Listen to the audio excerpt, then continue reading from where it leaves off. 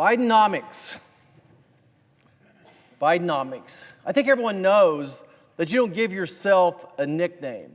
You don't get to do that. Your friends get to do that for you. Who could imagine back in grade school giving yourself the nickname? By the same token, you don't get to name an economy after yourself either. You have to earn it. Just like J-Lo. Before there was J-Lo, there was Jennifer Lopez. For Jennifer Lopez to become J-Lo, she had to go out and prove herself. She had to become a great singer.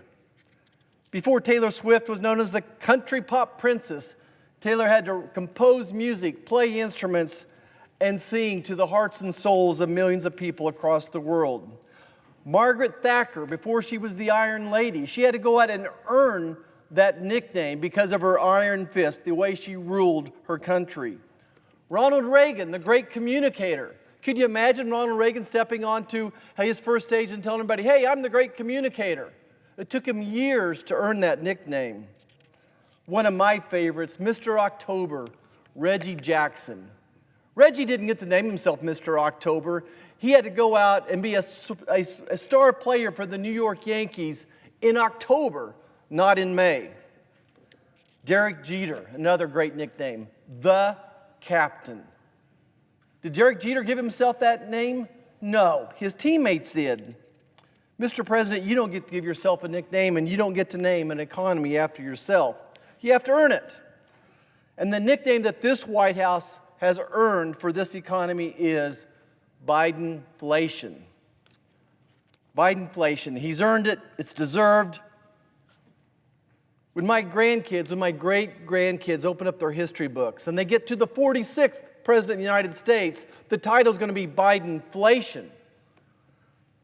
And the subtitle, The Worst Economy in 40 Years. Certainly it's the worst economy in my professional lifetime.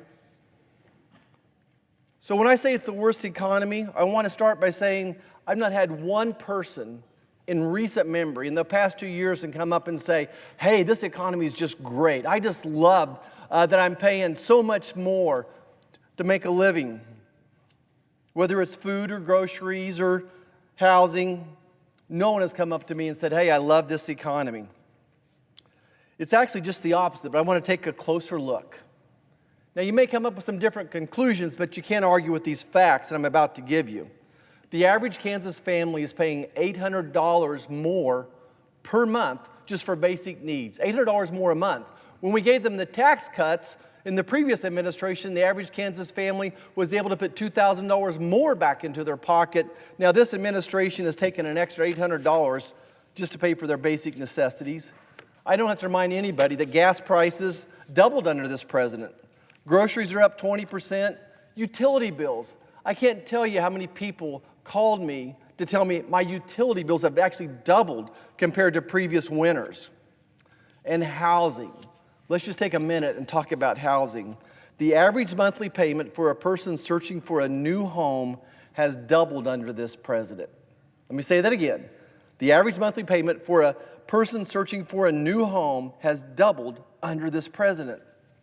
The White House economy has made housing totally unaffordable, especially for first-time home buyers.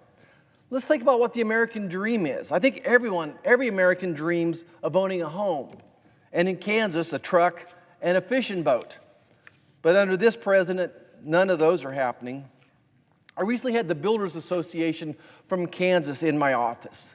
Largest number from that group I've ever had, all with long, long faces.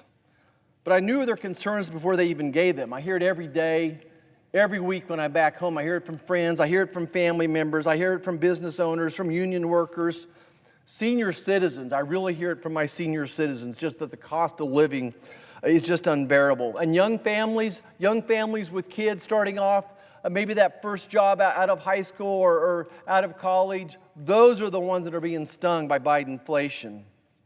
There's no one immune from it. But before they could go through their list of concerns, I asked them a serious question. Is there any policy remaining that this White House could implement that would hurt their business more? Was there one policy the White House hasn't turned over yet that could hurt their business more? And they sat there silent, crickets. They couldn't think of one more thing that this White House could do to hurt their business. They don't have workers because the White House pays them more to stay at home than to go to work. They need lumber, they need nails, they need bolts, they need plumbing supplies, heat and air. If they could get them, those are all through the roof. Interest rates. Nothing kills housing like higher interest rates. And of course, we know the higher interest rates are a direct reflection of Bidenflation. Just to state it very briefly, Bidenflation has made housing unaffordable.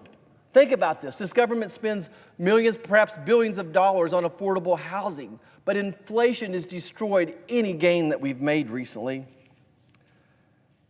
Mr. President, you're not Ronald Reagan. You should not put your name on something that's a miserable failure. Reaganomics gave us a great opportunity, perhaps the greatest economy of my lifetime. But your economy, why would you put your name on the worst economy in nearly half a century? No matter what you say, no matter how you spin it, you're not going to convince the folks back home that this economy is good. They're smarter than that. Americans know otherwise. Bidenflation, that's the title of the chapter in the history book. Thank you. I yield back.